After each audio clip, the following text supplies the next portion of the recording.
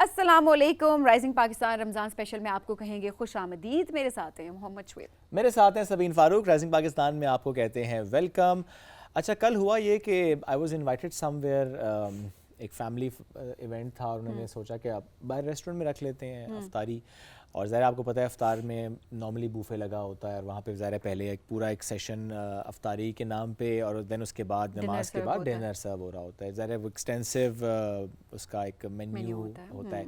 So I was just thinking कि देखिए खाना तो हमने उतना ही होता है, ज़रा हमने हर चीज़ एक तो नहीं खानी होती, बहुत ज़्यादा नहीं खाना होता। और कई सालों से हम ये देखते हैं जो कल्चर है, it's not just in restaurant, हम घरों में भी देखते हैं। सभी जब किसी की दावत हम करते हैं तो ठीक है, हम रिस्पेक्ट में प्यार में उसमें करते हैं, अच्छा ये भी बना लें वो भी बना लें, बट आई थिंक ये एक ऐसा कल्चर है हमारा जो कि गलत है। हम रिस्क ज़ाया कर रहे हैं इस तरह, बहुत ज़्यादा ज़ाया कर रहे हैं और इतनी प्लेट्स भर लेते हैं क्योंकि जब रोज़ा रखा होता है तो फिर आपको लगता है कि आप इतना भी खा सकते हैं। इतनी प्लेट्स भर लेते हैं, पहाड़ बना लेते हैं चावलों का और बोटियों का प्लेट में अपनी, और उसके बाद वो खाया नहीं जाता और इतना ज़्यादा खाना है जो कि वेस्ट हो रहा होता है। तो सोचें रोज़ा तो हमें ये एहसास भी दिलाता है ना कि अगर आप, ये एक कैफियत है कि आप देखें पूरा दिन जब आप भूखा रहते हैं, भूखा प्यासा रहते हैं, तो कोई और अगर वसाइल ना होने की वजह से ऐसे है तो वो क्या फ़ील करेगा। ये भी एक एलिमेंट है, ये भी एक एहसास है जो कि रोज़ा हमारे अंदर पैदा करता है। तो रिस्क कभी ज़ाया नहीं करना चाहिए। आपको मुयस्सर है, एक ज़्यादा मिकदार में मुयस्सर है, तो ये भी आप पे एक इम्तिहान हो सकता है कि आप उसका इस्तेमाल किस तरीके से करते हैं। क्या आप आगे बांटते हैं, क्या आप उसको ज़ाया करते हैं, ये आपके ऊपर डिपेंड करता है। बिल्कुल।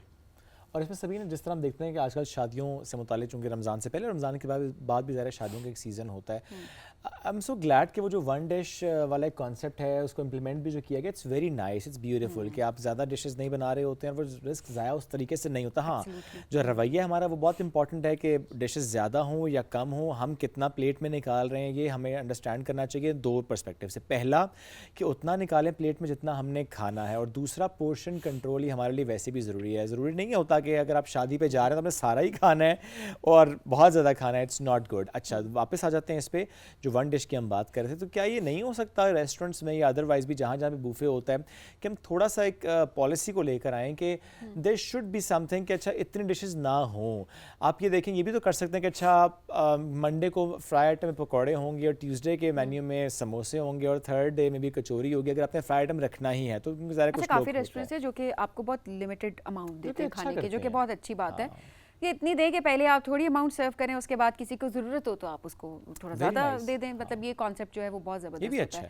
बट आप बताएं, आप इस बारे में क्या सोचते हैं? क्या पॉलिसीज़ बननी चाहिए रेस्टोरेंट्स के हवाले से? क्या आपने अपनी इर्द गिर्द ऐसी कोई एग्जांपल देखी जिसको बेहतर करने की ज़रूरत है? और हम रिस्क ज़ाया होने से कैसे बचा रहे हैं और कैसे बचा सकते हैं? What's their opinion about? बिल्कुल जी, हमें अपने ओपिनियन से आगाह करें और ओवरऑल डाइट का अपना ख्याल रखें प्लीज़। इतना सारा खाना ज़रूरी नहीं होता हर वक्त।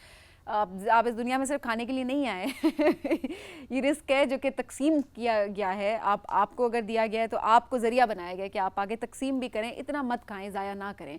बच जाता है उसको पैक करवाएं, घर लेके जाएं, अगले दिन उसको इस्तेमाल करें। ये भी एक बहुत, क्योंकि आप रेस्टोरेंट्स पैक बुफे में नहीं होता, बट या वैसे अगर आप खाना खाने जाते हैं तो आप उसको पैक करवाएं, पैक करवा के घर लाएँ। और कुछ नहीं होता एक दिन पुराना खाना खाने से। खैर खाना उसी तरह से फ्रेश ही होता है, आप उसको गर्म करके खा सकते हैं। आप सेफ रखा होता है, मसला नहीं होता। बिल्कुल ऐसा ही है। वैसे तो मैं घरों में इससे मुतालिक की बात अक्सर करता रहा हूँ। आप उतना घर में खाना बनाएं जितना आपने खाना है, जितनी आपकी कंजम्पशन है, जितनी आपकी रिक्वायरमेंट है।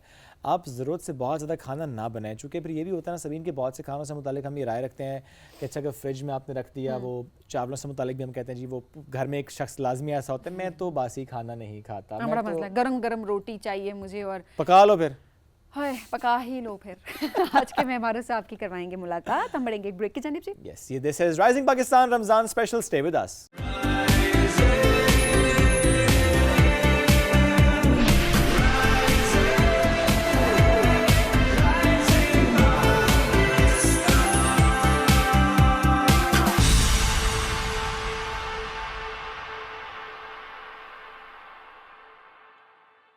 वेलकम बैक जी, राइजिंग पाकिस्तान रमज़ान स्पेशल में आपको कहेंगे खुश आमदीद। रमज़ान में भी बेवक्त का खाना होता है। आप सब कहेंगे रोज़ा होता है सारा दिन तो बेवक्त खाना कैसे हो जाता है? वो इस तरह से कि अक्सर लोगों की सहरी करने की आदत नहीं होती, तो वो तो सुबह उठ के पानी पीते और बस रोज़ा रख लेते हैं और फिर उसके बाद ज़ाहिर है अफ्तारी करते हैं। लेकिन पूरा दिन जो आपने सहरी नहीं की हुई, आपका स्टमक एकदम खाली, और उसके बाद जो आप मशरूबात पीते हैं लाल पीले और जो फ्राइड आइटम्स आप खाते हैं उसका आपकी सेहत पे बहुत बुरा असर होता है। तो तली हुई चीज़ें खाली पेट जब आप एकदम से खाते हैं तो उसका सेहत पे क्या असर होता है, एट द सेम टाइम जो लोग सहरी नहीं करते उनके सेहत पे क्या असर होता है, और जो रात को 11 बजे या 12 बजे सहरी करके सो जाते हैं कि हमें जागना ना पड़े सहरी के टाइम पे, उनकी सेहत पे क्या असर होता है। तो इस हवाले से बात करते हैं। हफ्सा नज़ीर ने हमें ज्वाइन किया है, न्यूट्रिशनिस्ट। अस्सलाम वालेकुम जी, क्या हाल है? वालेकुम अस्सलाम, अल्लाह का शुक्र, आप सुनाएं? अल्हम्दुलिल्लाह बिल्कुल ठीक ठाक, आपका रमजान? बहुत अच्छा, अल्लाह का शुक्र, अल्हम्दुलिल्लाह।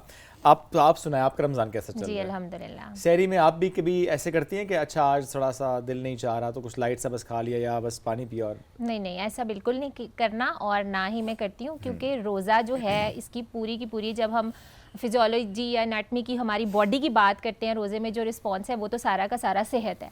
ब्लड प्रेशर है, आपको शुगर है, आपको कोई भी बीमारी है, तो रोज़ा उसमें शिफा आपको देने के लिए है।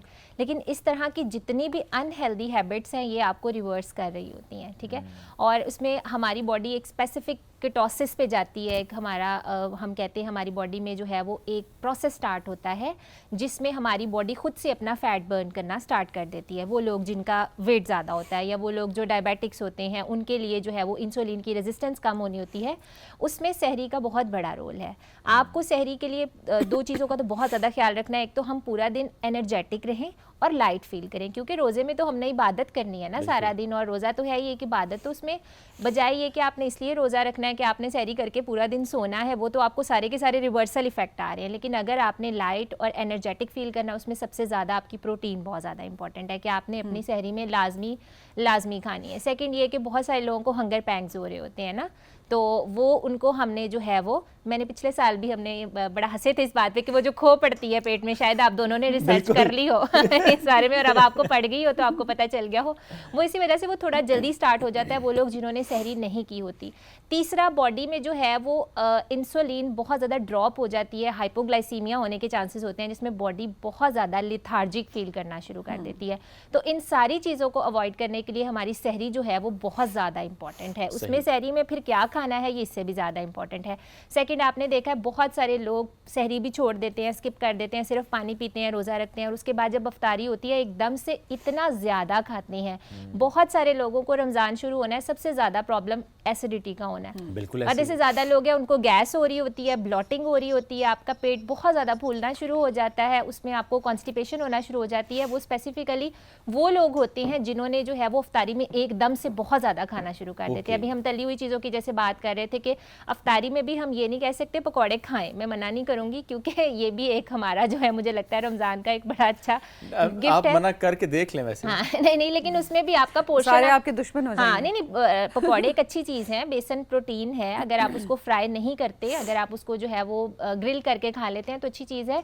लेकिन ये कि आप अपने डाइनिंग ग्रिल पैन पे हम उसको ग्रिल भी कर सकते हैं, और उसके अलावा जो है वो बहुत सारे लोग एयर फ्रायर में भी जो है उसको कर लेते हैं।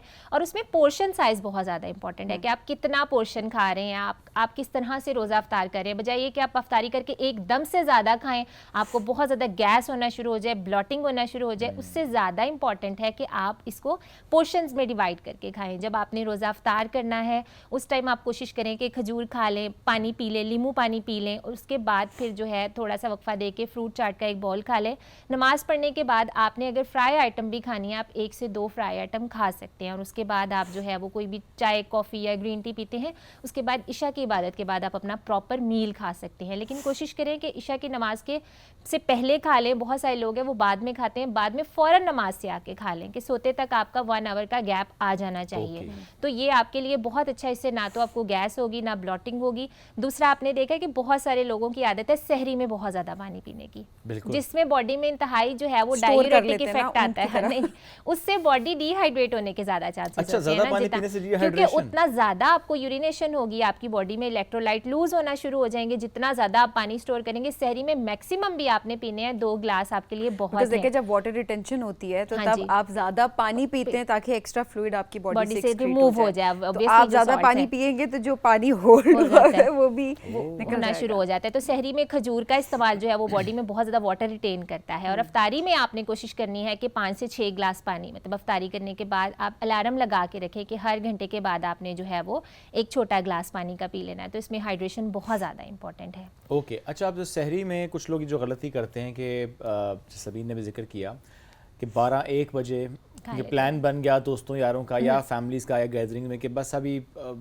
चले जाते हैं बाहर या कहीं पर भी बैठ के जरा जल्दी सहरी कर लेते हैं, और कुछ जगह में हम देखते हैं कि बहुत जल्दी उनकी सहरी का एहतमाम शुरू हो जाता है तो फिर वो बाद में जगह भी नहीं मिलती, तो गए हैवी सी सहरी की और आ गए घर। ये रवैया कैसा है और बॉडी पे क्या इम्पैक्ट है इसका? इसमें भी सबसे ज़्यादा गैस और ब्लोटिंग होने के चांसेस होते हैं, क्योंकि आपको पता है कि जब आप जाएंगे सहरी पे तो आपने लिटरली वहाँ पे सारा का सारा पराठे खाने हैं, कीमे खाने हैं, बिरयानियाँ खानी हैं, इस तरह की चीज़ें हैं।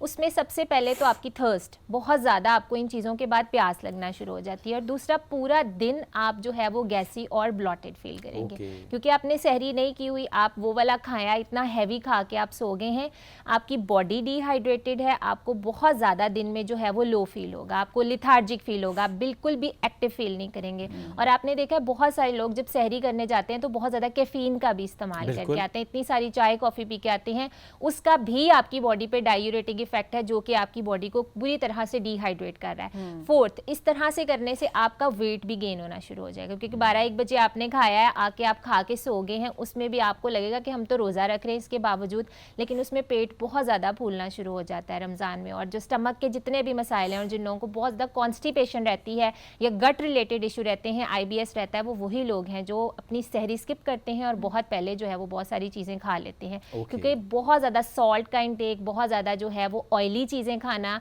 ये एक तो आपकी बॉडी को डिहाइड्रेट कर रहा होता है, दूसरा गैसी और ब्लॉटेड बना रहा होता है, तीसरा आपकी बॉडी में बहुत ज़्यादा लो एनर्जी लेवल्स आ रहे होते हैं। हमारे यहाँ तो ज़ाहिर है पराठों का तो एक कल्चर है ना, और पराठे के बगैर तो कहते हैं सहरी नामुकम्मल है। बिल्कुल नामुकम्मल है। अब जो कि न्यूट्रिशियस्ट जितने भी हैं वो डिस्करेज करते हैं कि नहीं ऐसा होना चाहिए। क्या एक हेल्दी कंप्लीट मील होना चाहिए? अच्छा, पराठा डिस्करेज नहीं है, पराठा आपने इस तरह नहीं बनाना जो तल के हम बनाते हैं, हमारी आम जुबान में उसको कहते हैं चोपड़ी हुई रोटी। आप अगर रोटी बना रहे हैं उसके ऊपर 1 चम्मच टीस्पून या टेबल स्पून देसी घी लगा के खा रहे हैं तो वो आपके लिए बहुत अच्छा है। एक आइडियल सहरी आपकी 700 से 800 कैलोरीज की होनी चाहिए। उसमें जब आप उठते हैं तो कोशिश करें 1 ग्लास नमक और लेमन डाल के पानी पी लें, ताकि आपकी बॉडी जो है वो वाटर स्टोर करे।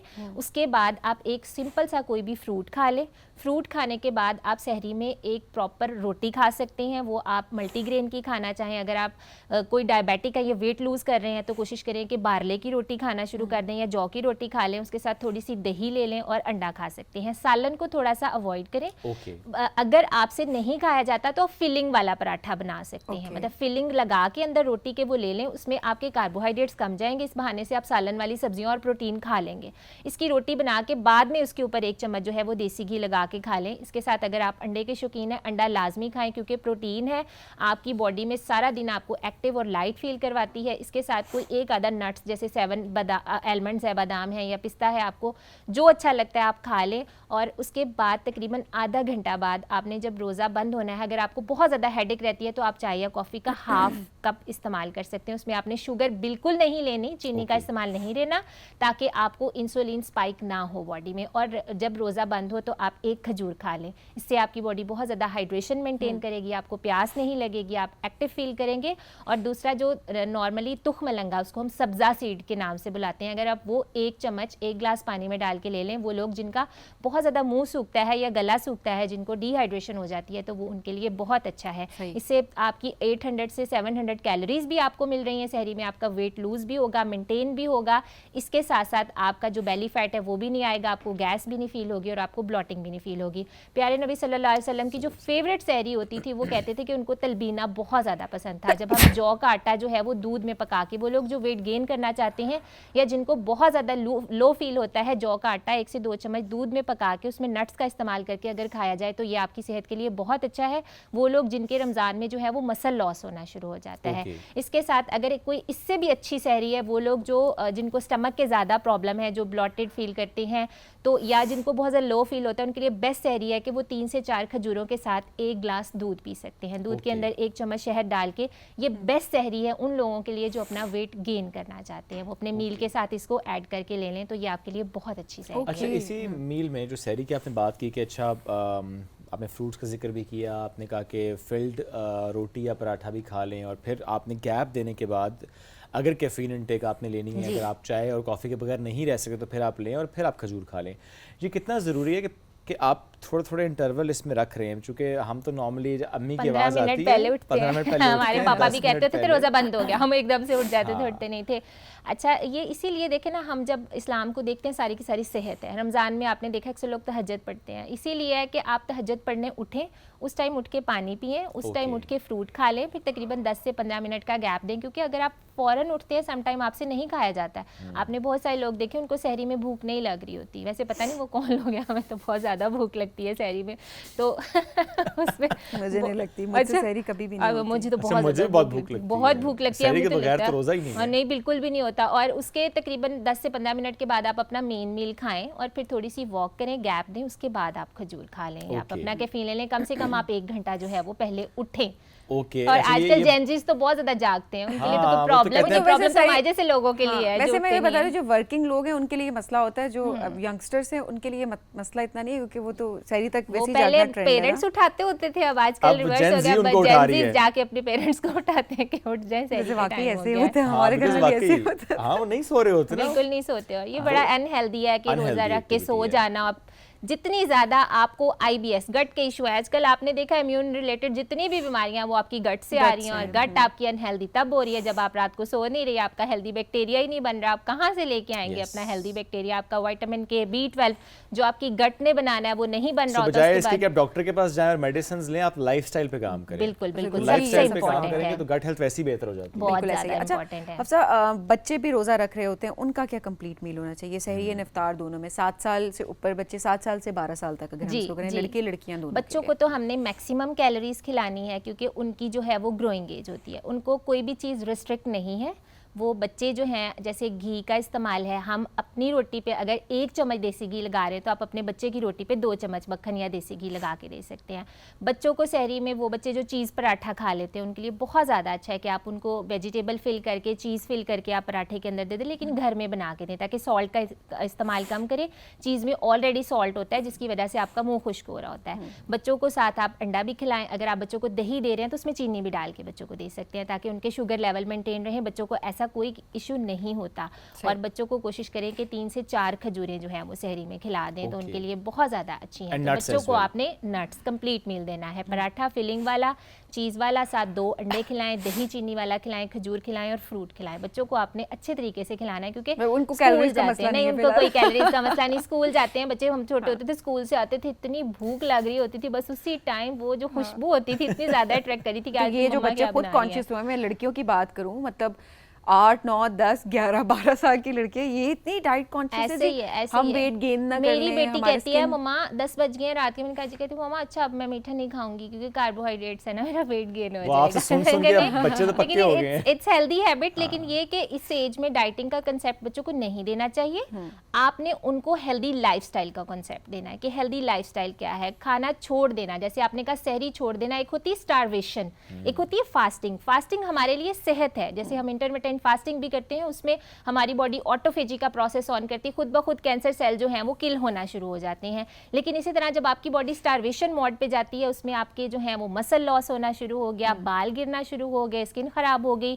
कहाँ हमारी मदर्स या दादी माँ वो कहाँ कोई सीरम्स यूज करती थी, या स्किन सीरम या हेयर Diet सीरम, ही कुछ थी भी ना, नहीं, खालिस उनकी खुराक थी। खालिस खुराक थी, खाते थे और बर्न करते थे। और आजकल बच्चियों ने खाना है नहीं, वो फेस इतने डल हुए होते हैं, और उसके बाद फिर सारा का सारा प्रोडक्ट्स का इस्तेमाल हो रहा होता है, जिसकी वजह से ये अर्ली प्यूबर्टी और ये सारे प्रॉब्लम्स हो रहे हैं। तो बच्चियों के लिए बिल्कुल भी डाइटिंग का कंसेप्ट नहीं होना चाहिए। हाँ, बच्चों को एक हेल्दी लाइफस्टाइल का जो है वो और आपने डाइट concept हेल्दी लाजमी डाइट देना है। करें। बिल्कुल ये हेल्दी बहुत डाइट डाइट का मतलब एक कतई नहीं है कि आपने स्टार्व करना है अपने हाँ जी, आप को, भूखा starvation नहीं पे नहीं रहना। Have good diet, have healthy diet. अब आ जाते हैं इफ्तारी पे। पहले तो बड़ों की इफ्तारी पे ही आते हैं, क्योंकि आपने आगाज़ में कहा ना वो शरबत और वो तली हुई अशिया और एकदम से जो ढेर सारा आप खा लेते हैं। हाँ जी।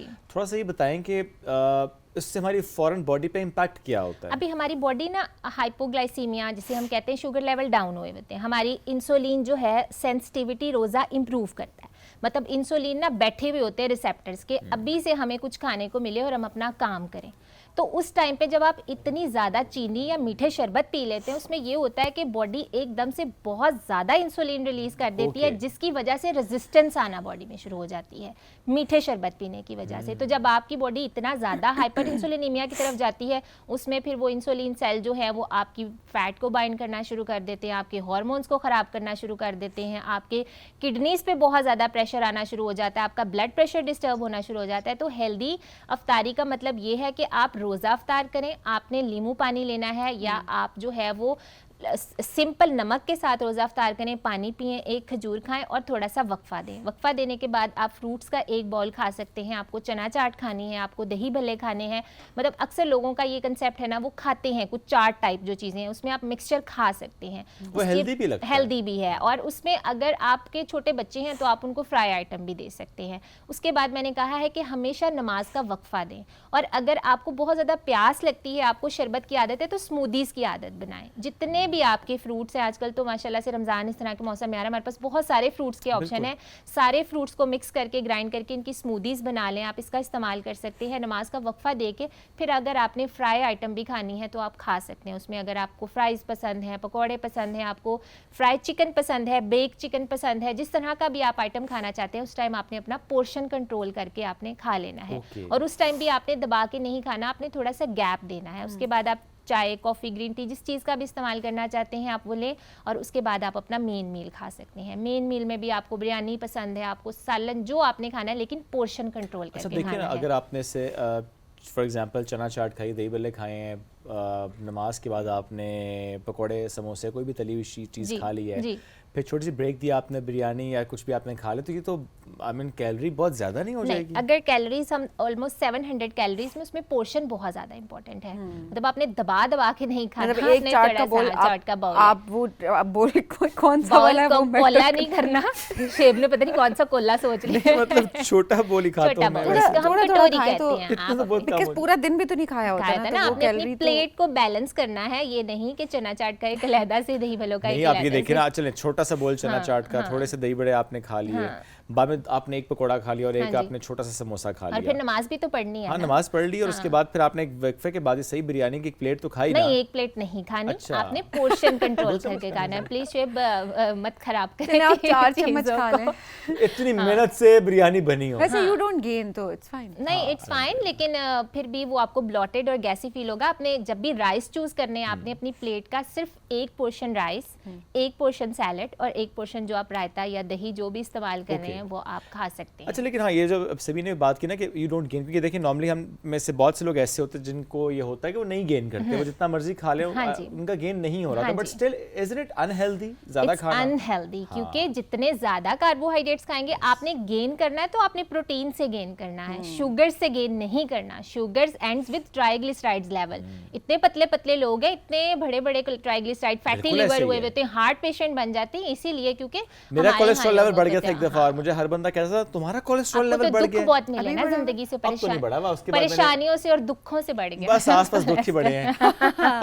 नहीं, मैंने उस वक्त ना पिज्जा फ्राइज बहुत ज्यादा खाना शुरू कर दिया। नहीं, ये भी बहुत बड़ी चीज है, उसमें कार्बोहाइड्रेट और फैट दोनों, और दूसरा स्ट्रेस भी बहुत बड़ा फैक्टर है। स्ट्रेस तो फिर अब क्या करें, आसपास है ही बहुत। हाँ, ये भी है, लेकिन आपने गेन करना है तो प्रोटीन से गेन करना है, कार्बोहाइड्रेट से बिल्कुल भी गेन नहीं करना। ये मिसकंसेप्ट है कि आपका गेन नहीं होता, तो आप खाएं, उस खाने के आपको साइड इफेक्ट्स आ रहे होते हैं। गेन भी बड़े अच्छे तरीके से करना है जब भी आपने करना है। और अब आई थिंक जो गेन वाली बात है वो भी I think when you cross 30, specially when you cross 30, वो किसकी बात हो रही है? नहीं, जो भी 30 क्रॉस करे, हम तो अभी बहुत टाइम पड़ा है, सो जब कोई 30 तो दे नेवर एज। हाँ, सही बात है। स्वीट 16, तो जब कोई इधर उधर 30 क्रॉस करता है, मसल लॉस होना शुरू हो जाता है, बिकॉज़ आपका every I think 1% muscle loss हो रहा होता है, तो जाहिर है कि आपने फिर ऐसी डाइट तो रखनी कि आपका मसल लॉस, क्योंकि नॉर्मली आपकी जो प्रोटीन की रिक्वायरमेंट है वो 0.9 kg पर बॉडी वेट होती है, लेकिन जब आप 30 क्रॉस करते हैं तो आपकी रिक्वायरमेंट बढ़ जाती है, 1.2 ग्राम पर kg पर डे आपकी रिक्वायरमेंट होती है। वो लोग जो गेन नहीं कर रहे होते, वो बहुत ज्यादा कार्बोहाइड्रेट्स खा रहे होते हैं, एंड प्रोडक्ट ट्राइग्लिसराइड पे खत्म हो जाना, उनका वेट गेन नहीं होना, उनका या तो फैट गेन होगा या उनका उनका मेटाबॉलिज्म इतना तेज़ है कि वो सिर्फ ट्राइग्लिसराइड बढ़ जाएगी, कोलेस्ट्रॉल बढ़ जाएगा, लेकिन उनकी बॉडी सैगी होना शुरू हो जाती है। अगर वो मोटे नहीं भी हो रहे, उनका मसल लॉस होगा, बॉडी सैगी होना शुरू हो जाती है। तो बॉडी सैगी आपने नहीं करनी, आपने साथ साथ जो है वो प्रोटीन की रिक्वायरमेंट पूरी रखनी है ताकि आपको रिंकल्स ना पड़े और बाद में ये बोटॉक्स फिलर्स और इन चीज़ों की तरफ ना जाना पड़े। आप जो है वो तो क्या मसला, नेचुरली उसको जो है करेंगे, लेकिन सबका बजट नहीं ना है, सबका बजट नहीं है। मजाक अपनी जगह, बट कोशिश ये की जाए कि जिस तरह से अल्लाह ने आपको बनाया है ना, मैं हमेशा यही कहती हूँ कि ये नहीं कहते जी एज इस तरफ आपको लेके जाती है, आप ऐसे ग्रेसफुली एक्सेप्ट करना वो आप चाहिए, ग्रेसफुली अपनी एक्सेप्ट लाइफ से, करते हैं। हाँ। लेकिन एट द सेम टाइम कल मैं देख रही थी कि दो अलग खवातीन थी, दोनों 40 इयर्स की थी, लेकिन दोनों की अपीयरेंस में बहुत फर्क ऑब्वियसली दिस इज दोनों योर के चॉइस अपीयरेंस, ना, तो ये आपकी हाँ, चॉइस choice है कि आप 40 साल के 50 साल या 60 साल में क्या दिखना चाहते सही हैं। बात है। तो ये आपके ऊपर डिपेंड करता है। मैं So यंग thank you दिखना so चाहता much. हूँ। You look young and I think आप इतना एज नहीं, मैं अब 40 की बात कर रहा था, 40 उसमें पहुंच के यंग देखना चाहता हूँ। बहुत टाइम पड़ा है ना, सभी बहुत शुक्रिया अदा कर रहे थे हम। बहुत टाइम पड़ा है Thank you. दिसंबर तक का। Thank you so much Thank Afsa you. Programme में ज्वाइन करने के लिए। नाज़रीन बढ़ेंगे एक ब्रेक की जानिब, स्टे विद अस।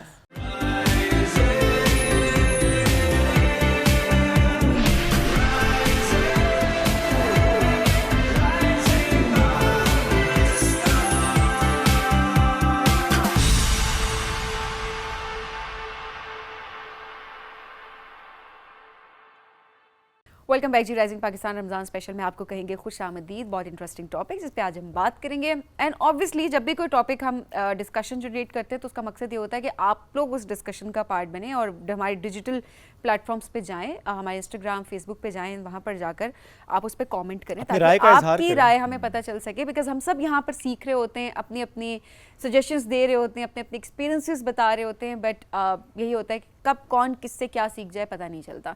सो आज हम बात करेंगे जी शादियों में जो अब्यूज़ होता है। अब वो अब्यूज़ किस तरह का हो सकता है, जिसके लिए शादी से पहले भी हमें लड़की और लड़के दोनों को समझा देना चाहिए, बता देना चाहिए, ताकि वो उस चीज़ को नॉर्मल ना समझें। उसको पता हो कि क्या नॉर्मल है और क्या नॉर्मल नहीं है, किस तरह से उस पर आवाज़ उठानी है। सो किस तरह से मैं अपनी बच्चियों को, हमारे लड़कों को, स्पेशली मैं बच्चियों की बात ज़रूर करूँगी क्योंकि केसेस बच्चियों के ही सामने आते हैं। कुछ केसेस हों लड़कों के भी तो आप अपने एक्सपीरियंस ज़रूर शेयर करें हमारे साथ। ओके। लेकिन आज ज़रा बात करने की कोशिश आप नहीं मतलब ओके ओके तो मे बी नहीं नॉट एट ऑल। अच्छा ओके, मैं तो कह रहा हूँ ओके करें शेयर, ये कह रहा था। एग्जैक्टली।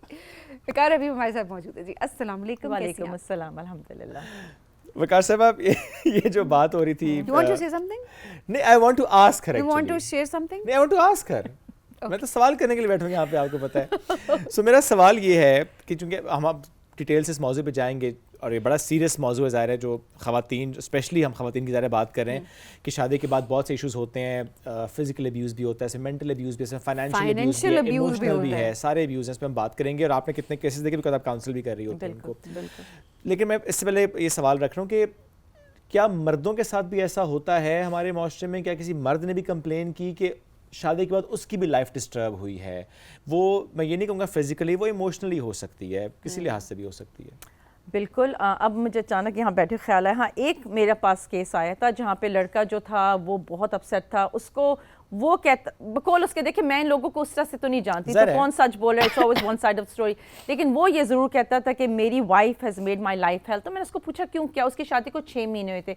वो कहता है मैं उसको हर चीज़ प्रोवाइड करता हूँ, लेकिन she always wants more, I am earning well, लेकिन कहते हैं मैम एक लिमिट होता है, मैं क्या करूँ, मेरे मदर है, फादर है, I am supporting them as well. तो ये चीज़ें जब होती है ना, जारी बात है आदमी भी, this is also called abuse, ये भी अब्यूज़ है, ये और तरह का अब्यूज़ है।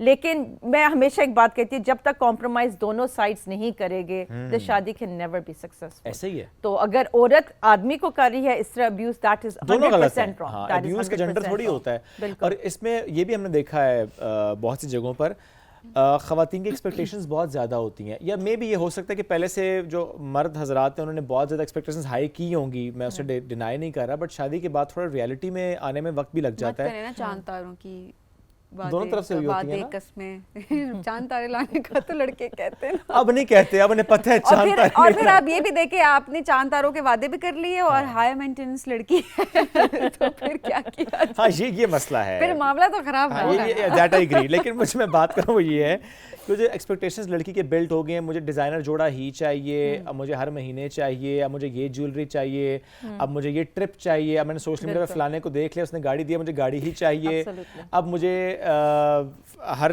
एनिवर्सरी पे फलाना गिफ्ट चाहिए, चूँकि मेरी फलानी दोस्त को भी उसके हस्बैंड ने यही गिफ्ट दिया था।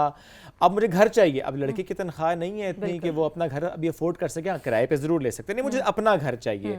ऐसे केसेस में अभी आपने देखा बिल्कुल होते हैं। और आई फील इस चीज़ को ख़त्म करने के लिए, और ये सोशल मीडिया जिसने ख़राब किया हुआ है, सोशल मीडिया, मैं हमेशा कहती हूँ जो आपको सोशल मीडिया में नज़र होता है वो आपको 2 सेकंड का क्लिप नज़र होता है। एक मियाँ बीवी इतने खुश है, यू नो बच्चे उनके इर्द गिर्द है और आप कह रहे हो ओ माय गॉड, लेकिन it's just a picture, it's just a click.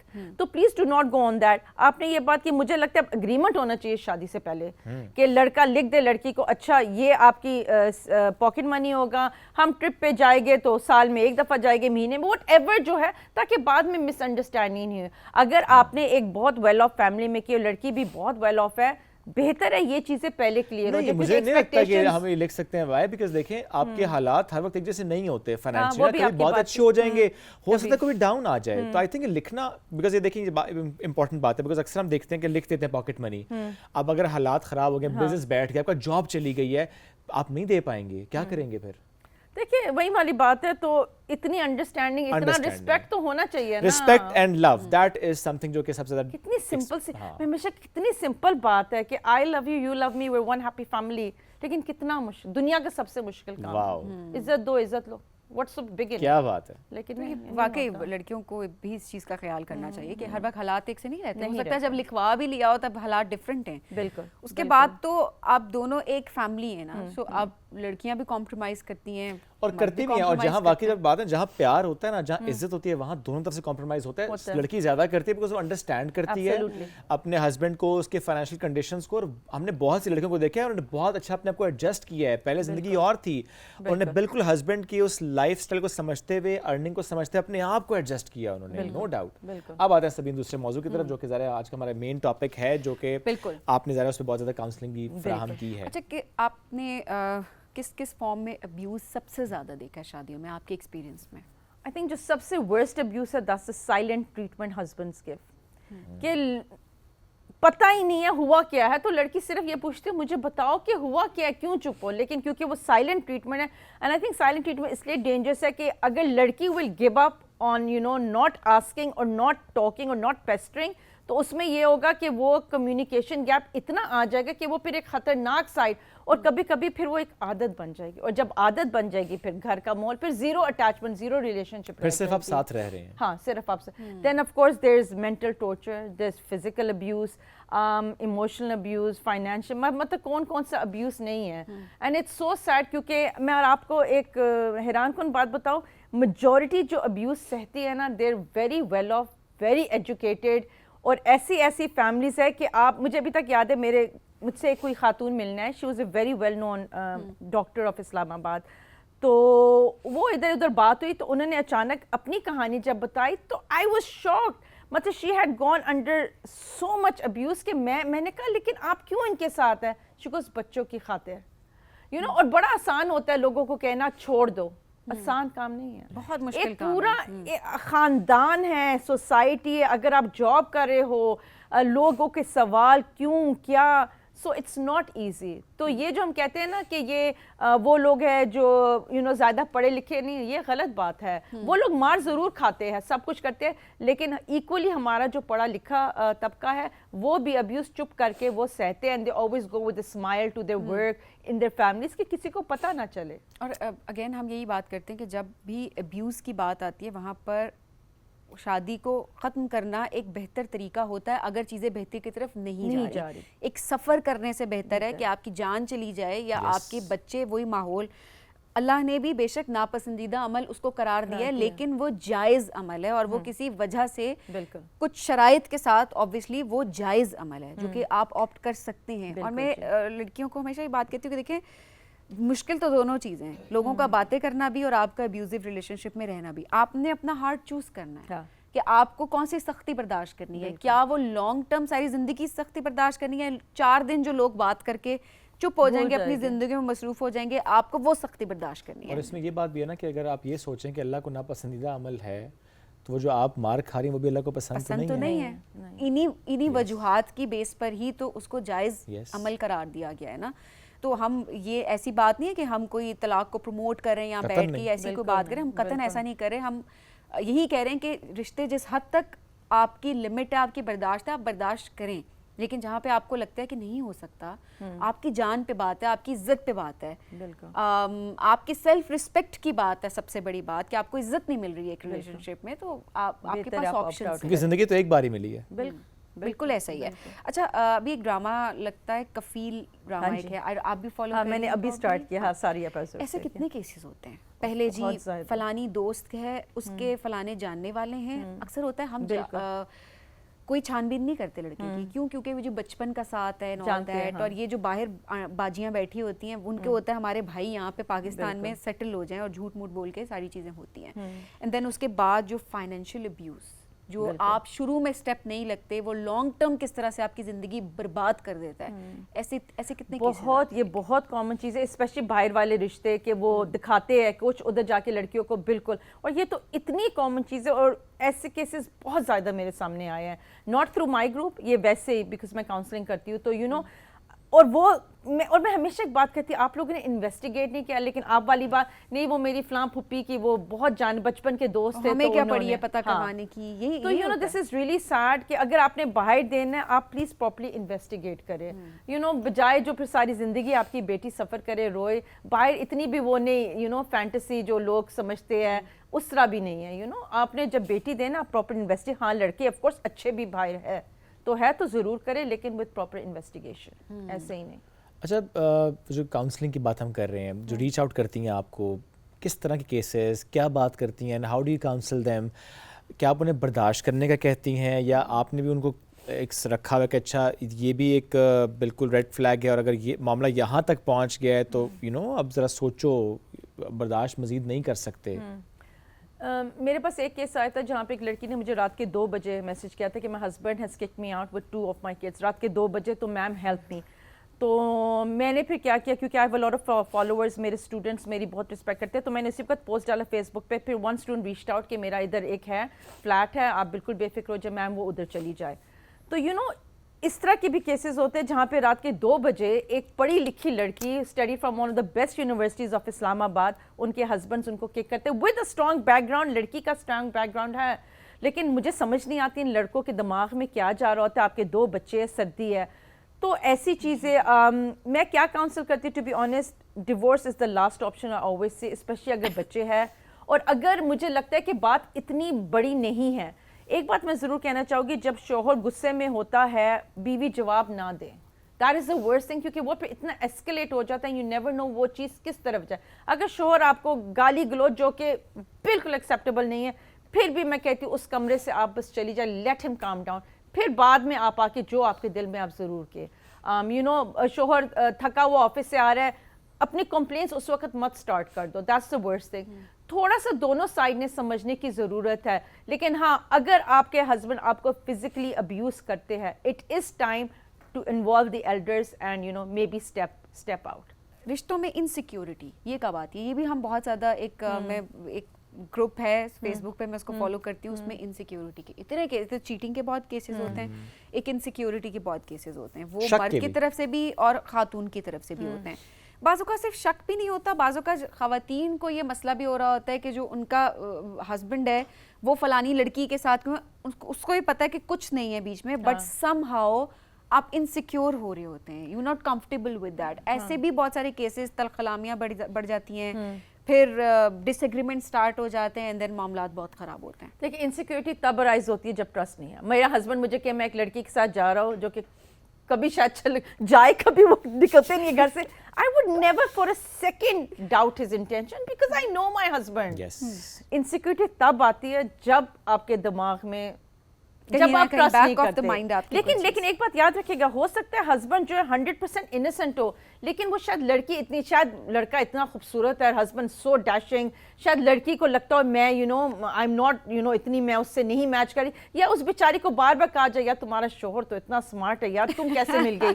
तो वो ऑफ कोर्स फिर जब किसी खूबसूरत लड़की से वो बात करेगा तो लड़की इनसिक्योर फील होगी। नहीं, एक इनसिक्योर भी होगी, एंड आई बिलीव के डूज एंड डोंट्स भी होते हैं, हर रिश्ते की एक लिमिटेशन of होती course, है। absolutely. शादी से पहले आपकी फीमेल फ्रेंड्स आपके साथ डिफरेंट तरीके से एक्ट करते हैं, तब भी नहीं करना चाहिए, नहीं करना चाहिए, anyhow। agreed। शादी के बाद तो वाइफ की डिसरिस्पेक्ट होती है ये, अगर बिल्कुल। कोई खातून एक्स्ट्रा फ्री हो रही है या ऐसा कोई सिनेरियो सामने आ रहा होता है। लेकिन एक बात याद रखिएगा, यहाँ पे ना अक्सर लोग जो है औरत को ब्लेम करते हैं, जो जिसके साथ बोथ आर इक्वल। अगर आपका Yes. हस्बैंड किसी के साथ फ्लर्ट कर रहा है, वो मुन्ना काका नहीं है, आई एम सॉरी। सही बात है, वो काका वो है जो इक्वली flirt कर रहा है, रिस्पॉन्सिबल equally है। बिल्कुल ऐसा ही है। हमारे ये बड़ा दुरुस्त कहा कि फौरन लड़की को, वो लड़की वो ऐसी है, लड़की वो लड़की खराब ने है। किया होगा। पहला जो रिस्पॉन्सिबिलिटी है वो तो आती ही हस्बैंड पे है, क्योंकि आपका सरोकार अपने मियाँ के साथ है, आपका दूसरा तीसरा पार्टी तो वो बाद में इन्वॉल्व में होती आती है। है। आप उसको क्या कहें जब सही आपका बात अपना है। हस्बैंड इन्वॉल्व होता है। एब्सोल्युटली। अच्छा, इससे पहले वो जो हम चीटिंग की बात कर रहे थे ना, चूंकि हमने देखा है अपने आसपास ही कुछ लोग हैं, शादी होती है उनकी, बच्चे या फॉर दैट मैटर अगर नहीं भी है, एक और शादी होती है, कुछ अर्से बाद एक और शादी हो जाती है। अच्छा, हम ये तक भी देखते हैं कि वो तीनों वाइफ के साथ इकट्ठा, उनका घूमना फिरना भी, पिक्चर्स भी आ रही होती हैं, ये हम देख रहे होते हैं। बिल्कुल। Why I'm asking this question here is कि देखें, आपकी एक शादी हुई, जो आपने दूसरी शादी की, इसका मतलब है you were in a relationship और फिर आपने शादी की ना, एंड थर्ड भी आप you were in a relationship and then आपने शादी की, so that means he was cheating, right?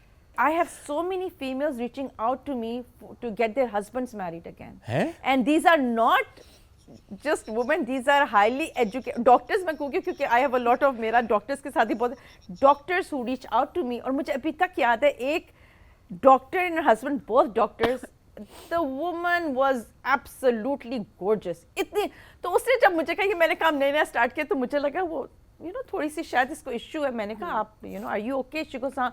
मैंने कहा देखिए मैं तो ये केस कभी नहीं लूँगी, आप क्यों कर रही हैं?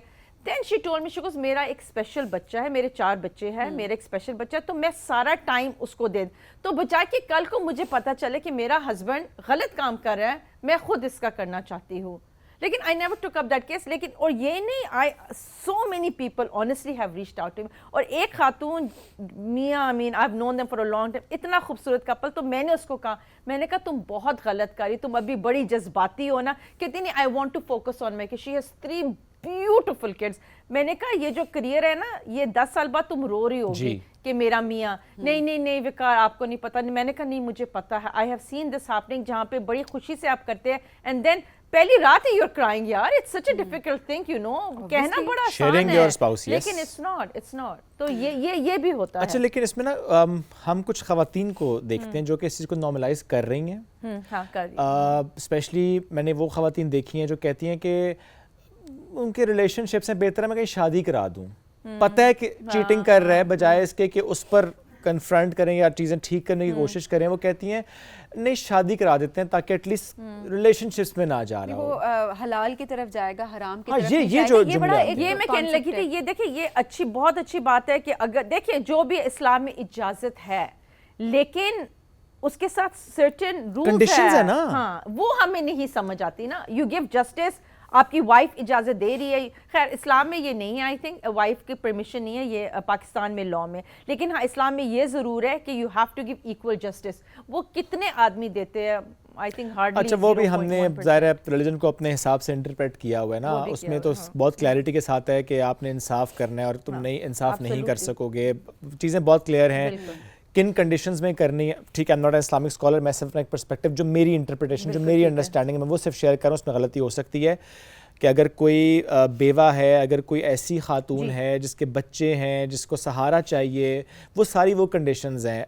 इस्लाम में कहीं पर चीटिंग का कॉन्सेप्ट नहीं है, एक्स्ट्रा मैरिटल अफेयर से कोई दिल दुखाने का कॉन्सेप्ट नहीं है। सबसे बड़ी बात कि अब बीवी को पता ही नहीं है आपने मेरी अपनी फैमिली में एक केस है जिसमें मतलब 7 साल गुजर गए और पता बाद ही में। नहीं है खातून को कि मियाँ साहब दूसरी शादी। कितना कितना शौक, कितनी So, ट्रेजेडी मैं है। हैरान होती हूँ इस बात में, मतलब 7 Years, इयर्स कितनी बड़ी बात है। उनकी शादी को मेरा ख्याल है 10-11 साल हुए, मतलब शादी के 4-5 साल के बाद बाद उन्होंने ही शादी मतलब कर ली। दूसरी शादी हो गई एंड ऑल दैट, और वो खातून को पता ही नहीं है 7 साल के बाद जब उसके 3 बच्चे और हैं तो पता लगा कि अच्छा देयर इज अ फैमिली। क्या इस्लाम इस चीज को कतन नहीं, करता निकाह है? तो ऐसी और चीज़ है वो अगर आपने किया है औरत तो आप उसे पूरी जिंदगी उस बताएंगे। औरत ने अपनी दे दी, मतलब जिंदगी के इतने ना? साल कोई 10-11 सबसे कीमती साल दे दी ना उस औरत दे ने दिए। एट द सेम टाइम उसका दिल दुखा जिस तरीके से, बिल्कुल। छुपाना भी तो नहीं है ना इस्लाम बिल्कुल में। बिल्कुल बिल्कुल। तो वो जो इस्लाम में कवर लेके कहते हैं ना कि इस्लाम में जायज़ है 4 शादियां, इस्लाम में जो बाकी से पहले उसको कर लें कर लें, हाँ, फिर 4 फिर तक वो पहुंच है। जाइएगा, ये बहुत ज़रूरी बात है। हाँ, पहले बाकी कर लो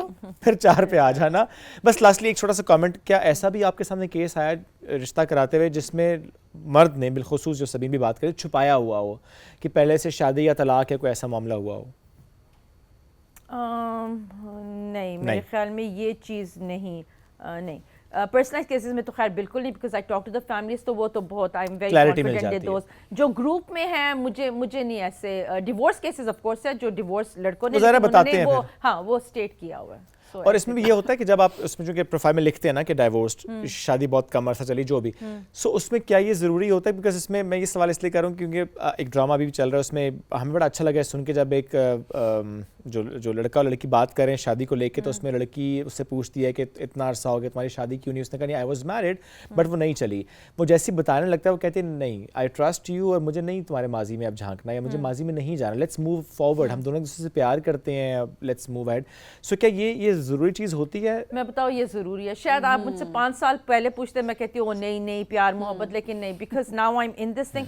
बहुत ज़रूरी होता है देखने के लिए कि why the marriage ended. And मैं एक सच्ची बात बताऊँ, majority of the cases are either due to psychological issues और a lot of interference from the boy's family. मैं ये बात फिर कहना चाहूँगी, लड़कियाँ भी होती है, क्योंकि फिर लोग कहते हैं आप हमेशा, तो होता है, लेकिन जाहिर बात है क्योंकि लड़के मेजर होते हैं, इसलिए मैं लड़कों की बात करती हूँ।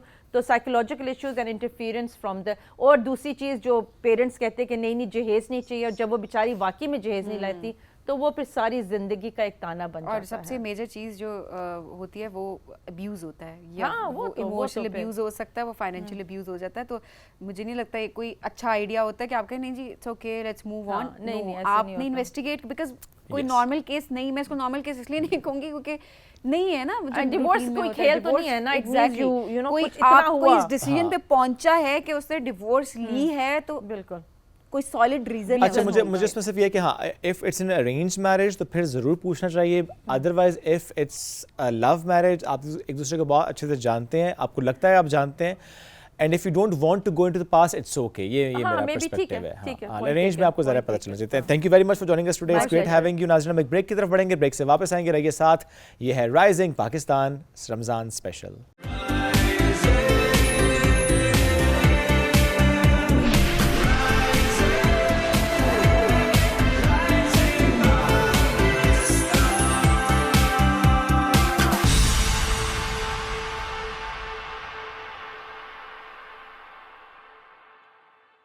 Welcome back. Rising Pakistan Ramzan special में एक बार फिर कहते हैं खुश आमदीद। जब रमज़ान की बात करते हैं, इस माहौल की बात करते हैं, इसमें हम बच्चों का जिक्र ना करें तो ये थोड़ी सी ज़्यादती हो जाएगी। अगर मैं अपने बचपन की बात करूँ, आई स्टिल रिमेंबर स्कूल से आने के बाद हम सबकी कोशिश ये होती थी कि अच्छा मस्जिद में पहुँच जाना है, और वहाँ पर ना हमें टाइम मिलता था एक, और नात पढ़ने का एक मौका मिल रहा होता था। अच्छा, हर बच्चे ने बारी लगाई हुई होती थी ना कि आज नात पढ़ने की बारी मेरी है, और अक्सर जो होता था ना वो एक कमेटी बन जाती थी, सिलेक्शन हो जाती थी और बच्चों की बारियां डिसाइड होती थी। तो देखिए ये खूबसूरती रमज़ान की, कितनी रौनक होती है रमज़ान की, जिसमें बच्चे बढ़ चढ़ के हिस्सा ले रहे होते हैं, और हर किसी की कोशिश होती है कि उसकी आवाज़, खूबसूरत आवाज़ जो है वो लोगों तक पहुंचे। अब तो ये भी देखते हैं सबीन कि हमारे यहाँ बहुत से बच्चे बहुत ज़बरदस्त कलाम पेश कर रहे हैं, अपना नाम बना रहे हैं और आगे बढ़ रहे हैं। सो आज का हमारा ये सेगमेंट भी बहुत ही ख़ास है। मैं तारुफ नहीं करवाऊँगा, मैं ये चाहता हूँ कि आप उनको पहचानने की कोशिश करें कि उनमें झलक किसकी है, शबी किसकी है, वो आवाज़ किस जैसी आपको लगती है। यूँ तो हम अक्सर ये भी कहते हैं कि ये बात अपनी जगह, हर बंदे की अपनी एक पहचान भी होती है, लेकिन बहरहाल कहीं ना कहीं झलक भी आती है जब आपने कोई ट्रेनिंग ऐसी ली होती है। सो एक कलाम आपके सामने पेश करने जा रहे हैं 3 ज़बरदस्त नौजवान, और फिर हम आपसे उनका तारुफ करवाएंगे।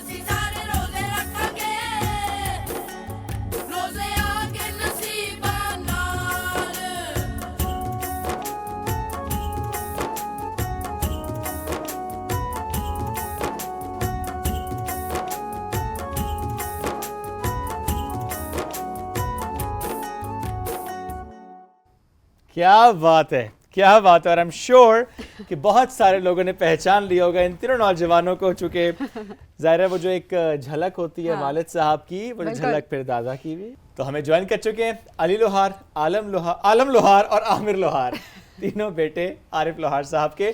अच्छा, तीनों की शक्लें काफ़ी मिलती जुलती हैं, डिफरेंसेस। लेकिन वो जो छोटे वाले हैं ना आलम साहब, इनकी आवाज़ जो है, इनको जूनियर आलम लोहार कहा जाता है। बिल्कुल, तो वो लेकिन शक्ल इनकी अपने वालिद से काफी मिलती है। बिल्कुल ऐसे। अली कैसे हैं आप? अली से स्टार्ट करते हैं, अली बड़े हैं सबसे। सब ठीक चल रहा है? शुक्र अल्हम्दुलिल्लाह। रमजान अच्छा गुजर रहा है? बहुत आला, बहुत आला, जबरदस्त। बेहतरीन। रोजे वोजे सब सही जा रहे हैं? बिल्कुल जी, माशाल्लाह। बहुत जबरदस्त कलाम 2021 में आपने स्टार्ट किया था, पहली बार कलाम जब पे YouTube पे वाले साहब ने अपलोड किया था, राइट? अभी क्या रूटीन है वैसे? रोजे रख रहे हैं, शहरी। अरे उसके अलावा जरा स्टडीज का बताया ना मुझे। मैं A levels कर रहा हूँ। ओके, क्या बनना चाहते हैं? ये है ना सवाल। कर रहे हैं इंशाल्लाह, पापा के साथ साथ हैं, उनके साथ ही आगे जाने का प्लान है। कोई और डॉक्टर इंजीनियर साथ साथ इंशाल्लाह बिजनेस का होगा। बिजनेस का आइडिया भी है। ग्रेट। चलो, ये है कि इतनी सी एज में विजन क्लियर है कि करना क्या है। आमिर क्या बनना चाहते हैं? जो अल्लाह ने चाहा वो बन आए, क्या बात। देखें ना वालिद साहब की ट्रेनिंग ऐसी है ना, आप देखें कितना ठहराव है इतनी सी उम्र में। अभी आप किस क्लास में हैं? मैं 8th में। अभी 8th क्लास में है। यार मुझे ये बताओ, तीनों के बाल माशाल्लाह बड़े प्यारे हैं, इतने अच्छे आपने उनको रखा हुआ है, सेट किया हुआ है। कुछ खास खाते हैं इसके लिए आप? नहीं, नेचुरल। मेरा ख्याल है ये अब्बा की तरफ से गिफ्ट है। देखिए आसानी होती है लड़ाई में ना, एक दूसरे के बाल खींचने में। नहीं। अच्छा, ऐसी वाली लड़ाई कभी हुई है? नहीं। हाथापाई नहीं, बिल्कुल भी नहीं होती। इतना प्यार लड्डू पे आए ना, इनका नाम है, उसने बताया था आरिफ भाई ने, लड्डू पे आते हैं। तो लड्डू क्यों कहते हैं आपको? प्यार से कहते हैं लड्डू। तो लड्डू हमें बताएंगे, ये बाकी दोनों भाई तंग तो नहीं करते बड़े? नहीं। आप इनको तंग करते हैं? ये सवाल है। ये तंग करते हैं आपको? नहीं, वो प्यार वाली जो शरारतें होती है वो तो होती है ना। शरारती कौन है ज्यादा वैसे? लड्डू शरारती है। क्या शरारत करते हैं?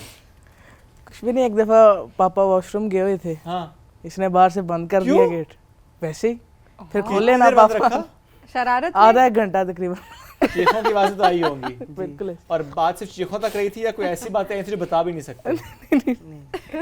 नहीं, बड़ा एक प्यार का माहौल बन गया। इसे बंद करके आधा घंटा बाहर बैठा रहा। इसने नहीं, हम लोगों ने भी नहीं खोला, पापा आवाजें मारी। आप तो साथ मिल गए थे ना? साथ मिल गए। क्यों बंद किया था? बस वैसे दिल की।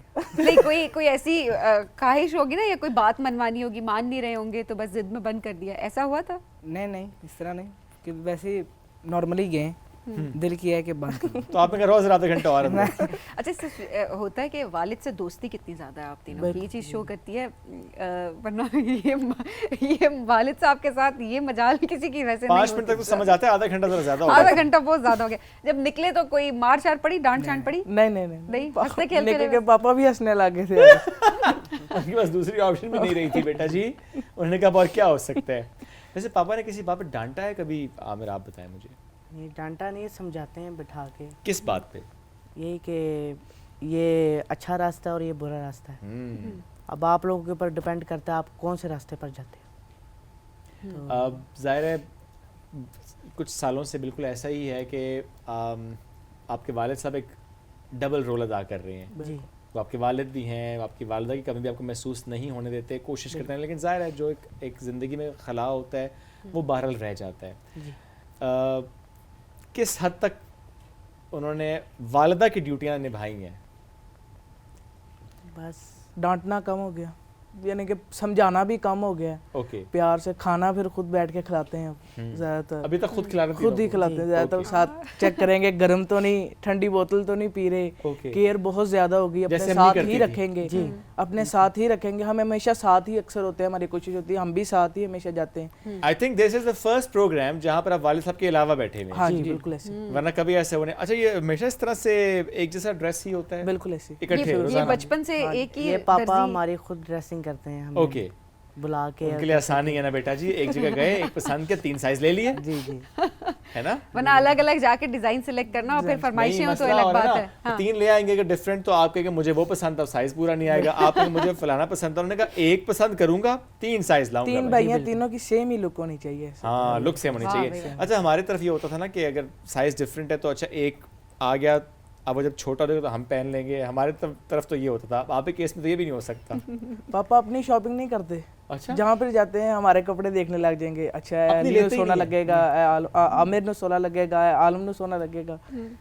तो आप लोगों का होता है कभी जाएं शॉप पे तो आप कहते हैं अब्बा हमारे कपड़े छोड़ें, अपने लिए कुछ लें? और फिर जब फिर हम इंसिस्ट करने लग जाते हैं, क्योंकि पापा अक्सर हमारी ही शॉपिंग करते रहते हैं। तो फिर जब हमें होता है नहीं यार बहुत हो गया, तो फिर हम अब पापा उनकी को shopping अच्छा, पता है ये वालिद साहब ना सारे ऐसे फादर्स ही होते एक हैं। जैसे बिल्कुल होते हैं, ऐसे। उनको जब अपनी तक shopping आप नहीं कोई करते। चीज नहीं दिला देते ना वो अपने लिए कुछ खरीदते ही नहीं है, तो वाकई आपको जाकर देनी पड़ती है कि ये, और उसके बाद कीमत नहीं बतानी होती बिल्कुल भी, वरना आपको बिल्कुल। लेक्चर सुनना पड़ता है ऐसे कि हमारे लिए इतनी महंगी चीज क्यों ले ली।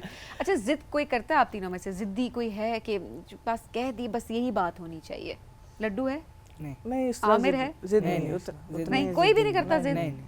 और तीनों की पर्सनालिटी में ठहराव बहुत ज़्यादा है माशाल्लाह। हाँ, अपना अपना पहला रोज़ा याद है? बिल्कुल आप बताएं पहले रोज़े की कहानी। रख लिया था आराम से? रख लिया था, लेकिन बड़ा एंड टाइम पे जागा। बिल्कुल 15 मिनट रह गए थे रोजा बंद। बस हो अच्छा। गई थी। ओए होए होए। ओए होए। और किस एज में रखा था? मैं तकरीबन 7-8 साल का था। ओके। 7-8 और आमिर आपने? मैंने 10 साल की उम्र में पहला रोज़ा रखा। और याद है?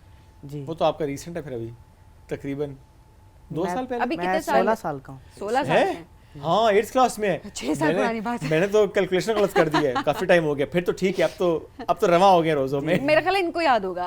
अलम आपको याद है पहला रोजा जी। कब रखा? 7 साल की उम्र में। अभी कितने साल के हैं आप? मैं 13 का। अभी 13 साल के हैं, तो मेरा ख्याल है इनको याद होगा थोड़ा थोड़ा। तीनों को याद है। तुम्हें मुझे याद है नहीं याद, मैं यही तो कह रही हूँ, शायद हमारी मेमोरी थोड़ी सी हालांकि उसका- टाइम भी इतना नहीं गुजरा, इतना सा टाइम गुजरा फिर 20-25 भी साल नहीं गुजरे याद। अभी तो सिर्फ। सिर्फ और देखिए याद नहीं है फिर भी, ये ओनली क्या बात 25 है। Years back. अच्छा जी, पढ़ाई में कौन सबसे अच्छा है? तीनों ही अच्छे हैं। तीनों पढ़ाई में अच्छे हैं? सबसे ये तो- प्रॉपर एक हमारा शेड्यूल होता है, प्रॉपर टाइम एक पढ़ाई के लिए अलग होता है और आर्ट के लिए नहीं। अच्छा, मेरे ख्याल है रूटीन जरा हमें स्टूडियो अपनी के लिए। बताएं कि किस तरह क्या रूटीन होती है, उठते हैं किस तरह से, स्कूल जाते हैं, उसके बाद एकेडमी होती है क्या, और फिर म्यूजिक को कितना टाइम देते हैं? म्यूजिक को ज्यादातर रात का टाइम होता है, 9 से 12-1 तक। थक तकरीबन हार के जब स्टूडियो सारे में काम सब कर लेंगे, end पे स्कूल बिल्कुल होमवर्क एवरीथिंग इज सारा कुछ डन करके बिल्कुल। Okay. क्योंकि फिर रिलैक्स माइंड चाहिए होता है, बिल्कुल बैठ के म्यूजिक पे काम करना होता है। अच्छा। प्रॉपर तो आज सारे काम डन हो गए हो दिन के, तो चलो फिर आप स्टूडियो में चलते जाके यस, फिर इधर किसी कलाम पे आजकल भी काम चल रहा है? बैठ। इंशाल्लाह ओके, कुछ ऐसा है जो कि इकट्ठे आने वाला है? कट ही होता है इंशाल्लाह। नहीं मतलब वालिद साहब भी साथ हैं उसमें? वालिद साहब भी होंगे। ओके, कुछ चल रहा है। जी। वालिद साहब का सबसे फेवरेट कलाम या कौन सा ट्रैक है जो आपको पसंद है? हमें तो सारे पसंद है। नहीं, कोई एक जिसकी आप तीनों मिलके फरमाइश करते हो कि सबके लिए तो गाते हैं, हम तीनों के लिए भी कुछ गाएं, तो वो क्या गाते हैं?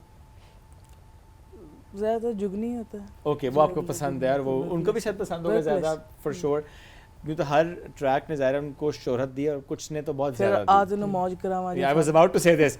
इसने ना एक उसका था नई कि- वाइब। उसका था कि हम लोगों का पापा लाड कर रहे थे, ये काफी देर पहले बन गया था गाना। अच्छा। हाँ, फिश एंड चिप्स हम लेके आए थे उधर इंग्लैंड में ना। हाँ। फिश एंड चिप्स लेके आए तो उधर बैठे बैठे गाना इस तरह आत नु मौज करावा पापा हमारा लाड कर रहे थे, तो गाना रिकॉर्ड कर लिया कि काफी देर पड़ा रहा है गाना। कितने अरसा? ये 2-3 साल तो देखा ही नहीं बिल्कुल भी पड़ा। Okay. बाद में फिर उन्होंने जब मिक्स करके पापा को भेजा, फिर इस पे वर्क किया, तो सो माशाल्लाह उस दिन वो एब्रप्ट हुआ है सब कुछ?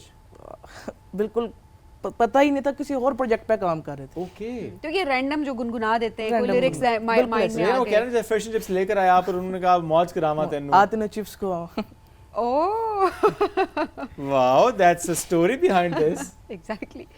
आप भी किसी ऐसे ही ट्रैक को सोचते हैं वैसे कि जो आपकी पहचान बने? फिर देखें, ये बड़ा अच्छा होता है कि वालिद साहब ज़्यादा लेगेसी अब लेकर चल रहे होते हैं, बट समहाउ बीच में होता है कि इंडिविजुअलिटी, अपने लिए कुछ और करना है, वो ऐसा सोचते हैं? हमारा तो एक जनरेशन वाइज चलता आ तो रहा आपने कहा उसी को हमारी तो continue करना पहचान है, है। हमारे जी, दादा अबू, हमारे हाँ। पापा, तो इस तरह वो इंशाल्लाह- पहचान अलग तो अब कर नहीं तो सकते। वो तो सबसे बड़ी पहचान ही अच्छा, है। ट्रेनिंग कितनी मिलती है अभी आप लोगों को? क्योंकि जाहिर है आप लेगेसी, जो लेगेसी अब आप आगे, आपकी जिम्मेदारी वो है ना, जिम्मेदारी यहाँ बहुत बड़ी वो है। जिम्मेदारी बहुत उस बड़ी तरह है। ट्रेनिंग नहीं, हम जाते हैं स्टूडियो में बैठेंगे घंटा 2-3 जुगलबंदी करेंगे, आपस में बैठेंगे, नए म्यूजिक पे काम करेंगे या प्रोजेक्ट्स बनाएंगे नए नए, उस पर फिर फाइनलाइज करेंगे, उसमें से अगर 10 बनाए तो 2-3 चूज करेंगे, उस पर वर्कआउट करेंगे फिर। ठीक है। आमिर, हाँ। डांट पड़ती है सीखते हुए? बिकॉज उस्ताद भी तो है ना वालिद आपके, तो उसमें थोड़ी सी सख्ती हो कभी-कभी- जाती है, तभी बच्चे सीख कभी रहे कभी होते हैं। समझाते हैं, सख्ती से भी समझाते हैं। कभी कोई बात ऐसी हो जाए कि सख्ती से भी समझाना है कि आपने ये चीज़ नहीं करनी, अपने अंदर से चीज़ निकाल देनी, जो बुरी चीज़ें वो अपने अंदर से निकाल दो। अच्छा अच्छा, कुछ टाइम पहले शुभ आपको भी याद होगा क्लिप एक बड़ा वायरल हुआ था आरिफ साहब का अपने लाडले के साथ, ये थे लड्डू के साथ। जिसने परफॉर्म किया था एंड देन वो छोटा सा क्लिप था, बड़ा वायरल गया था और लोगों ने बड़ा पसंद किया था। तो माशाल्लाह इतनी तो महारत है आप में, इतना कुछ तो आप सीख गए थी छोटी सी उम्र में, तो आई एम श्योर बिकॉज उस्ताद का बड़ा होता है कि वालिद ही सिखा रहे हैं और फिर उन्हीं की क्वालिटीज, तो वाकई लग रहा था कि आप आरिफ लोहार साहब के बेटे जो परफॉर्म कर रहे हैं। मेरी पहली परफॉर्मेंस 3.5 साल की उम्र में न्यूयॉर्क में हुई थी। अच्छा, वो कत्या करामा तेरा रूम में सारी रात कत्या करा, जो बहुत वायरल गई। यस यस 3.5 साल का था। 3 साल की उम्र। इतनी छोटी सी एज में क्या देखिए ना, वालिद साहब भी तो आपके ऐसे ही थे, मतलब बहुत छोटे थे जब उनका ये शौक और उन्होंने स्टार्ट किया, because the other day he was here और हमसे डिस्कस कर रहे थे when he was 7 he lost his father, और जिस तरह उन्होंने कहा कि उससे पहले वो शौक और वालिद साहब का थोड़ा सा था कि नहीं, फिर you know he was convinced और उन्होंने किया।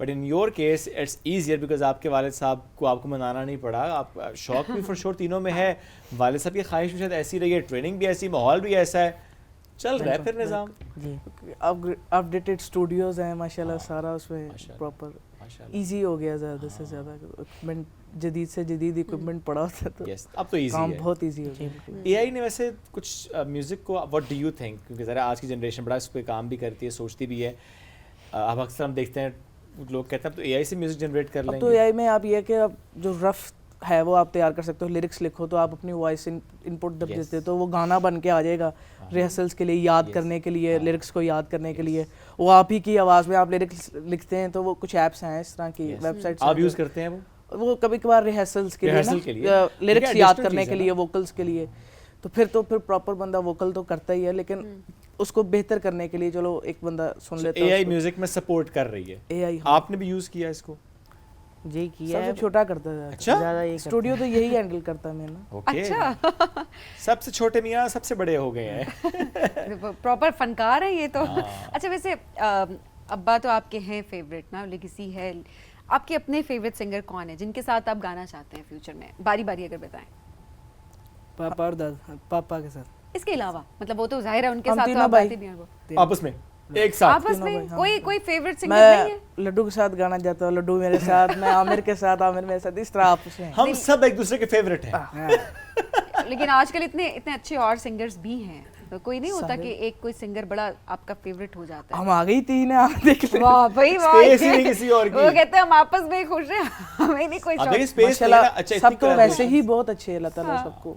प्लस आई थिंक आपकी अपनी कोलैबोरेशन इतनी ज्यादा हो सकते हैं, आप इनके साथ तो उनके साथ, आगे वो इनके 3 साथ। वोकल्स आ जाते हैं गाने में, मेरा आ जाएगा, फिर लड्डू का आ जाएगा, फिर आमिर का आ जाएगा, तो और ऐसे अच्छा ही घर गाना में फुल इतना हो जाता है। टैलेंट है तो फिर बंदा क्या बाहर के आपस में खुश होते हैं। चलें ये बहुत अच्छी बात है। सेंसिटिव सबसे ज्यादा कौन है? सेंसिटिव उस तरह नहीं है, लेकिन नहीं। ठीक है, ज्यादातर तो है कि लड्डू? हम तीनों समझा भी नहीं सकते। लड्डू को अच्छा लड्डू किस मतलब मामले में? नाराज हो लाडला जाता है? हम हाँ, लाडला पापा तो का है। और हम दोनों का। लड्डू कब कब सेंटी हो जाते हैं, कब कब डाउन फील करते हैं? कभी हुआ ही नहीं इस तरह। नहीं हुआ? नहीं, भाइयों को लगता है लेकिन बस वो है कि इतना नहीं, पर कभी कराया ही नहीं, कभी ना पापा की तरफ से हुआ ना भाइयों की तरफ से, सारे बराबर ही। पापा ने भी हम तीनों को बराबर रखा है, जब रखा है। बेशक ऐसे एक के लिए चीज़ आई, तीनों के लिए आई। कभी भी पापा ने अलग अलग नहीं किया हमें, बचपन से तीनों का साथ ही रखा है। बेशक जब बाहर गए तीनों साथ गए। जबरदस्त, कोई मतलब कोई एक फेवरेट नहीं रखा, तीनों को इक्वली ट्रीट किया और अच्छी बात है और बड़ी अच्छी तरबियत है। सबसे बड़ी बात ये है, आपने जब मैंने आपसे पूछा ना कि कौन अच्छा, तो वो जैसा कि सारे ही अच्छे हैं इस तरह से। ये बात ना आरिफ साहब के अंदर भी है कि वो हमेशा यही बात करते हैं कि सब बहुत अच्छे हैं। तो जब आपके अंदर पॉजिटिविटी हो तो फिर ऑब्वियसली आप बहुत अच्छी चीज़ें जो है वो अचीव भी कर लेते हैं। अच्छा जी, खानों में क्या क्या पसंद है? सहरी और इफ्तार की अगर बात करें तो सहरी में क्या खाते हैं? मटन पुलाव मटन पुलाव पसंद है? ऑलवेज। किसके हाथ का बना हुआ? पापा भी कुकिंग कर लेते हैं। कुकिंग कर लेते हैं? जी क्या अच्छा बनाते हैं? मटन पुलाव और सीरी पाई। Oh very tough. दोनों चीज़ें बड़ी मुश्किल। सीरी पाई और आपको मटन पुलाव फेवरेट है? आपको आमिर क्या पसंद है खाने में? मुझे भी मटन पुलाव है। शहरी में वही जो पराठे वगैरह जो सारा होता है, सालन कितने पराठे साग। खाते हो? बस यही एक आधा खा लिया, ज्यादा एक, नहीं। हाँ जी एक पूरा खा लिया बस। अभी एक ही लड्डू। मैं जो मिल जाए। लड्डू जो है ना वो जो कह रहे मिल मैं जाए। डाउन टू अर्थ, जो मिल जाए। अगर 4-5 निहारी की प्लेट्स मिल गई, सो के नान मिल गया, कुलचा मिल गया है, अल्लाह ने रिस्क दिया है ना, बस वो कहते हैं कि मैं वो खा सकता हूँ। और इफ्तारी में पकोड़े समोसे ये चीज़ें पसंद है या नहीं, खाना खाना पसंद है बस? कभी कभी पसंद है। ये नहीं कि हर बार अफ्तार तो कभी कभी से होता है पहले, फिर नमाज, बिल्कुल सही है। पकोड़े होते हैं, फिर उसके बाद पकोड़े। पकोड़े होते हैं, पकोड़े होते हैं, पकोड़े अब्बू भी खा लेते हैं पकोड़े? नहीं नहीं नहीं खा बाबा तली नहीं हुई चीजें नहीं ज्यादा नहीं। अच्छा, कभी बाबा के लिए कुकिंग की आप तीनों ने मिलके?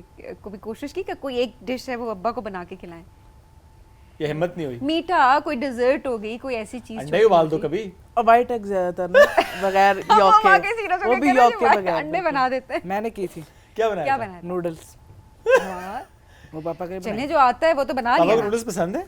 नहीं नहीं, अच्छा। बस मेरे हाथ बस की वो खानी। पापा इसने बनाए थे तो तो उन्होंने पापा खा ने लिए। हाँ सर, क्या क्या रिस्पॉन्स था? बहुत अच्छा। बहुत अच्छा। पापा कह रहे थे और बनाओ। बड़ी मुश्किल डिश बनाई थी उसने, नूडल्स बनाए थे। उसकी एज मेरे लिए तो सबसे उसके मुश्किल हिसाब से तो उसके मुश्किल था हिसाब से ना। मुश्किल थी। सबसे मुश्किल डिश यही बनाई है अभी तक वैसे? नहीं नहीं, और भी और क्या बनाया है? इतना आता नहीं ना, मैंने कभी बनाया ही नहीं। ओके। छोटी छोटी चीजें बंदा। फ्यूचर में म्यूजिक के अलावा what do you want to be? क्या करना चाहते हैं? बिजनेस। बिजनेस? आप भी दो भाई बिजनेस, आप मैं भी बिजनेस ही।